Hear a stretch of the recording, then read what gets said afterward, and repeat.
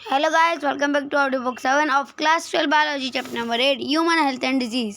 इस audio book में अपन करने वाले हैं एक्टिव एंड पैसिव इम्यूनिटी और वैक्सीनेशन एंड इम्यूनाइजेशन के बारे में।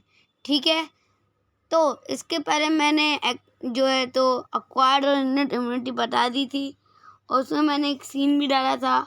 अगर उसके वजह से कोई कन्फ्यूजन हुआ हो तो उस सीन को छोड़ के बाकी की जो वीडियो है उसको एक बार कनेक्ट करके देखना, तुम्हें सब समझ में आ जाएगा। और साथ ही साथ जो एनसीईआरटी है उसकी रीडिंग को ध्यान से समझना। अब यहाँ बात करने वाले हैं एक्टिव और पैसिव इम्यूनिटी के बारे में। देखो, एक्टिव इम्यूनिटी और पैसिव इम्यूनिटी होती क्या है। पहली बात, इननेट और अक्वायर्ड इम्यूनिटी के अपोजिट होती हैं। दूसरी बात, एक्टिव और पैसिव इम्यूनिटी जो होती हैं इसके बारे में अगर जानने की कोशिश करें तो एक्टिव इम्यूनिटी उस टाइप की इम्यूनिटी को कहते हैं जिसमें हमारी बॉडी किसी एंटीजन मतलब एंटीजन, पैथोजन या वायरस के बॉडी में एंटर होते ही तुरंत उसको मारने के लिए जब इम्यूनिटी बनाती है। जैसे कोविड-19 का वायरस मेरे बॉडी में एंटर हो गया, ठीक है, फर्स्ट टाइम, और मेरी बॉडी को ये पता नहीं था। जैसे ही मेरी बॉडी को ये पता चला उसने उसके लिए तुरंत एंटीबॉडी बनाना शुरू किया, ठीक है, जिसको अपन ने प्राइमरी रिस्पॉन्स कहा था, जो अपन ने एक्वायर्ड इम्यूनिटी में पढ़ा था। इसको कहते हैं active immunity. When host is expose to antigen which may be in the form of living or dead microbe or other protein, antibody are produce in the host body. This type of immunity is called active immunity. अब देखो, जैसे ही तुम्हारी दुकान में कोई चोर घुसा तो तुम क्या करोगे, तुरंत उसको भगाने के लिए डंडा वगैरह कुछ उठाने की कोशिश करोगे और उसको भगाओगे। तो एक्टिव इम्यूनिटी भी कुछ इसी तरीके से काम करती है। जैसे कोई वायरस बॉडी में घुसा, वो उसको तुरंत एट द स्पॉट जो एंटीबॉडी है उसको बना के फिर जो एंटीजन बॉडी में अंदर आया है उसको मारने का ट्राई करती है। हालांकि इसका टाइम टेकिंग होती है, टाइम टेकिंग इम्यूनिटी होती है, स्लो तरीके से रिस्पॉन्स देती है लेकिन इफ़ेक्टिव रिस्पॉन्स देती है। Injecting microbe deliberately during immunization और infectious organism gaining access into body during natural infection induce action immunity. ठीक है, अब एक्टिव इम्यूनिटी समझ में आई। ठीक है, अब बात करते हैं पैसिव इम्यूनिटी की। पैसिव इम्यूनिटी क्या होती है? When ready-made antibody are directly given to protect the body against foreign agent, it is called passive immunity। मतलब देखो, अब एक्टिविटी में क्या हो रहा था, जैसे ही बॉडी के अंदर पैथोजन आया, बॉडी तुरंत उसी समय एंटीबॉडी बना के उस पैथोजन को मारती है। ठीक है, लेकिन कई बार ऐसा होता है कि हम ऐसे किसी पैथोजन जो बहुत ही हार्मफुल है उसके खिलाफ बॉडी को डिपेंडेंट नहीं छोड़ सकते। जैसे सांप ने काटा, मान लो किसी जहरीले सांप ने तुम्हें काट लिया, तो अब तुम खड़े नहीं रहोगे, वहीं पे बैठे रहोगे आराम से कि नहीं, मेरी बॉडी की जो एंटीबॉडी है वो पहले इम्यून रिस्पॉन्स देगी फिर उस सांप के जहर को हटाएगी। नहीं, कितने देर में तुम भगवान को प्यारे हो जाओगे। तो इस केस में क्या करते हैं, डॉक्टर के पास जाते हैं और डॉक्टर एंटी वेनम इंजेक्शन देता है। जो एंटी वेनम इंजेक्शन देता है इसमें ऑलरेडी स्नेक के वेनम की अपोजिशन में एंटीबॉडी बनी हुई रहती है, सिर्फ इसको बॉडी में डालने का काम रहता है। ठीक है, या इसको इस तरीके से भी समझ सकते हो एक्टिव इम्यूनिटी को कि अपने घर में गेस्ट आने वाले हैं और जैसे अपने घर में गेस्ट आए अपन ने क्या किया, तुरंत मैगी बना के दे दी या भजिए वगैरह तल के दे दिए। तो ये एक टाइप की एक्टिव इम्यूनिटी का रिस्पॉन्स हुआ। तुरंत गेस्ट को रिकॉग्नाइज किया और भजिए बना के दे दिए, जो तुरंत में हो सकता था। लेकिन ऐसे गेस्ट आए हैं जो बहुत ही रेयरली आते हैं और थोड़ी देर के लिए आए रुकने के लिए, मतलब थोड़ी देर के लिए मिलने आए फिर चले जाएंगे। तो ऐसे में अपन क्या करते हैं, रेडीमेड पैकेट्स में से चूड़ा वगैरह निकाल के, ठीक है, आजकल बेक्ड समोसे भी आते हैं पैकेट में, उसको निकाल के दे देते हैं। तो एक्टिव इम्यूनिटी क्या होती है, पैथोजन के बॉडी में एंटर होते ही वो तुरंत एंटीबॉडी बनाना शुरू करती है एट द टाइम। और पैसिव इम्यूनिटी क्या होती है, पैथोजन के बॉडी में घुसते ही बाहर से रेडीमेड तरीके से अपन एंटीबॉडीज़ का इंजेक्शन करते हैं। ठीक है, इंजेक्ट करते हैं। पैसिव इम्यूनिटी का एक और एग्जांपल है कोलेस्ट्रॉम। कोलेस्ट्रॉम नाम सुना हुआ लग रहा है, अरे यार चैप्टर 3 में पढ़ा है ना ह्यूमन रिप्रोडक्शन में, first milk of mother colostrum yellow colour का फ्लूइड होता है। अब तुम लोग पूछोगे ये किस तरीके से हेल्प करता है। देखो, इनिशियल डेज ऑफ लैक्टेशन में बेबी को वैक्सीनेशन तो देते नहीं है, टीकाकरण जब बेबी 2-3 साल का हो जाता है तब ही देते हैं, है ना। तो तब तक के लिए उसकी बॉडी को प्रोटेक्शन देने का काम कौन करती है, मदर से मिलने वाले मिल्क के ज़रिए एंटीबॉडी, क्योंकि मदर की मिल्क में जो होती है IgA एंटीबॉडी होती है। और उसके अलावा जब फीटस जो होता है या जो बेबी होता है वो फीटस स्टेज में, एम्ब्रियोनिक स्टेज में मदर के प्लेसेंटा से जुड़ा हुआ रहता है, तब उसको एडिशनल अमाउंट में IgG एंटीबॉडी मिलती है। ठीक है, ये दोनों एंटीबॉडीज़ भी फीटस को प्रोटेक्ट करने का काम करती है। ठीक है, ये भी कुछ एग्जांपल है एंटीबॉडी के, पैसिव इम्यूनिटी के, एंटीबॉडी नहीं पैसिव इम्यूनिटी के। ठीक है, अब बात करते हैं वैक्सीनेशन और इम्यूनाइजेशन की। पहले ये पैसिव इम्यूनिटी पढ़ लेते हैं एनसीईआरटी से। When readymade antibody are directly given to protect the body against foreign agent, it is called passive immunity. Do you know why mother's milk is considered very essential for the newborn infant? The yellowish fluid colostrum secreted by mother during the initial days of lactation has abundant antibodies IgA and to protect the infant. The fetus also receives some antibody from their mother through placenta during pregnancy. Placenta से baby को जाने वाली antibody का नाम नहीं दिया, मैं बता देता हूँ, वो होती है IgG। These are some examples of passive immunity। ठीक है, अब बात करते हैं वैक्सीनेशन और इम्यूनाइजेशन की। देखो, वैक्सीनेशन क्या होता है, तुमको एक बात बताता हूँ। अगर इसको अक्वायर्ड इम्यूनिटी और एक्टिव इम्यूनिटी से कनेक्ट करने की कोशिश करना।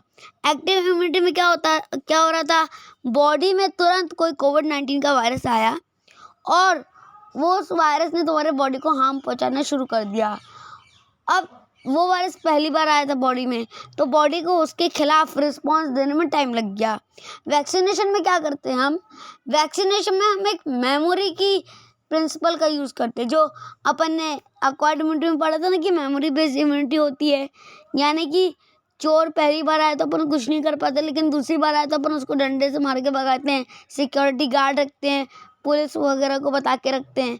तो वैक्सीनेशन में क्या होता है, अपन मान लो नया कोविड-19 वायरस आया है और अभी उसकी वैक्सीनेशन नहीं बनी है, तो वैक्सीनेशन बनती कैसी है, वैक्सीनेशन के लिए कोविड-19 के वायरस में से हार्मफुल या वायरल कंटेंट जेनेटिक मटेरियल को या disease causing genetic material RNA DNA को निकाल लिया जाता है।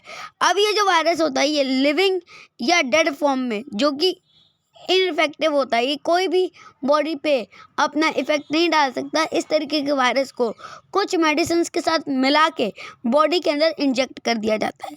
इससे क्या होता है, बॉडी सोचती है, अब जैसे अपन ने वैक्सीन के थ्रू कोविड-19 के वायरस को बॉडी में डेड या लिविंग फॉर्म में इंजेक्ट किया, लेकिन उस कंडीशन में कि उसका जेनेटिक मटेरियल उसके पास नहीं है, इसलिए वो बॉडी को हार्म नहीं पहुंचा सकता। तो बॉडी क्या करेगी, उस वायरस को मारने की कई कोशिश करेगी, जो कि प्राइमरी रिस्पॉन्स कहलाएगा। और उसके बाद जब एक्चुअल वायरस से हमारा सामना होता है एनवायरनमेंट में आफ्टर द वैक्सीनेशन, तो क्या होता है, बॉडी उस वायरस के खिलाफ लड़ पाती है, क्योंकि उसके पास उसको मारने की जो मेमोरी होती है वो बनी हुई रहती है। इसलिए डॉक्टर्स कहते हैं वैक्सीनेशन के बाद आपको तेज़ बुखार आ भी सकता है और नहीं भी आ सकता है। ठीक है, बुखार आने का मतलब है आपकी बॉडी एंटीबॉडी बना रही है, टेम्परेचर बढ़ चुका है बॉडी का, ब्लड प्रेशर बढ़ चुका है बॉडी का, और जो बॉडी है वो वायरस से लड़ रही है। तो वैक्सीन के लिए हम क्या यूज़ करते हैं, वैक्सीन बनाने के लिए हम B और T लिम्फोसाइट्स के सेल्स का यूज़ करते हैं, जिनको हम मैसिव प्रोडक्शन ऑफ एंटीबॉडीज़ के लिए इस्तेमाल करते हैं। अब पहले पढ़ लेते हैं।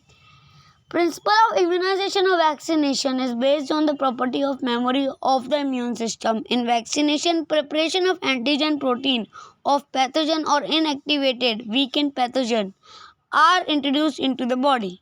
The antibody produced in the body against this antigen would neutralize the pathogenic agent during actual infection. The vaccine also generates memory B and T cells that recognize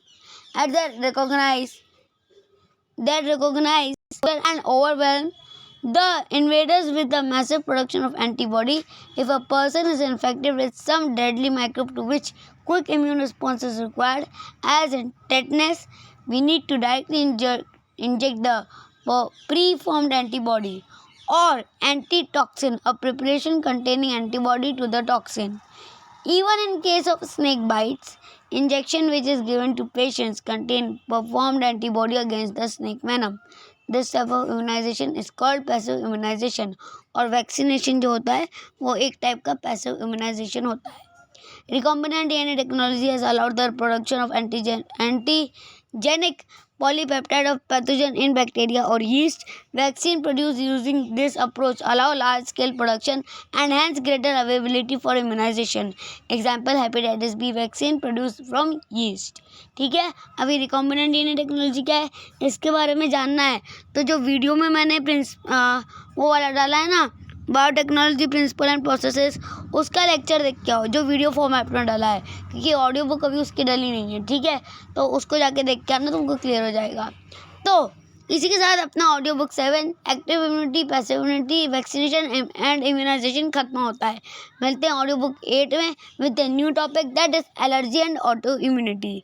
ठीक है, और उसी के अंदर अपन इम्यून सिस्टम इन बॉडी को भी cover करेंगे ऑडियो बुक 8 में. और ऑडियो बुक 9 में अपन प्रोबेबली ऑडियो बुक 9 में एड्स को स्टार्ट कर देंगे और ऑडियो बुक 10 में कैंसर, उसके बाद सिर्फ ड्रग्स बचेगा. तो अराउंड 12 to 13 ऑडियो बुक्स में अपना चैप्टर कंप्लीट हो जाएगा. ठीक है, इसके अलावा जो कॉमन डिजीजेस थी उनके लिए मैंने बैक्टीरियल, वायरल, ठीक है, हेलमेंथ, प्रोटोजोन, इन सब डिजीज़ के लिए अलग से ऑडियो बुक बनाई है और इंट्रोडक्शन वाला फेस अलग बनाया है, तो उसको जाके ज़रूर देख लेना. उसके अलावा 10 से लेकर 12 तक के साइंस के डिटेल वीडियो लेक्चर्स के लिए हमारे चैनल हिंदी साहित्य में विजिट करना, जहाँ पे डिटेल्ड फॉर्म में वीडियो लेक्चर्स अवेलेबल हैं. और जो ऑडियो बुक है उसमें क्लास 7 की ऑडियो बुक की प्लेलिस्ट में जो है तो एक biological classification, plant kingdom, morphology of flowering plant, structural organisation in animal, cell unit of life, biomolecule, respiratory मतलब exchange, breathing and exchange of gases, excreted product in the elimination, body fluid and circulation, locomotion, movement and neural content coordination, ये chapter डाल चुके हैं 11th की audio book की playlist में. और 12th की ऑडियो बुक की प्लेलिस्ट में flowering plant, human reproduction, reproductive health, principle of inheritance and variation and evolution डाल चुका है. मॉलिक्यूलर बेसिस ऑफ इनहेरिटेंस की वीडियो मैं जल्दी डालूंगा, ऑडियो बुक मतलब जल्दी डालूंगा, क्योंकि वो बहुत बड़ा चैप्टर मैं एक साथ उसकी ऑडियो बुक्स बना रहा हूँ. जब वो सारी एक साथ बन जाएंगी तब मैं उसको एक साथ अपलोड करूँगा, नहीं तो सीक्वेंस ऊपर नीचे हो जाएगा. ठीक है, तो मिलते हैं नेक्स्ट ऑडियो बुक में with the new topic that is allergies, auto immunity and immune system in the body. तब तक ये ऑडियो बुक अच्छी लगी हो तो लाइक कर दो, शेयर कर दो, सब्सक्राइब कर दो, कमेंट करके बताओ वीडियो कैसी लगी. और जैसे कि तुम्हें पता है इंस्टाग्राम पे मेरा अकाउंट है, वहाँ जाके मुझे फॉलो कर लो. ये मेरी इंस्टाग्राम की आईडी है, यहाँ जाके मुझे फॉलो करना है, विक्रमादित्य_ahir_rao. ठीक है, यहाँ पे बहुत सारे वीडियोस मैंने ऑलरेडी डाल रखे हैं और तुम इनका जाके एक्सेस ले सकते हो. उसके अलावा कई इंपॉर्टेंट नोट्स भी इसमें डल चुके हैं, तो इनको जाके देख लेना. और वीडियो अच्छी लगी हो तो लाइक कर देना, शेयर कर देना, सब्सक्राइब कर देना और कमेंट करके बताना कैसी लगी. मिलते हैं नेक्स्ट ऑडियो बुक में विद अ न्यू टॉपिक. तब तक के लिए this is me Vikramaditya Rao signing off. Stay safe, stay healthy. ओम सारामन, बाय.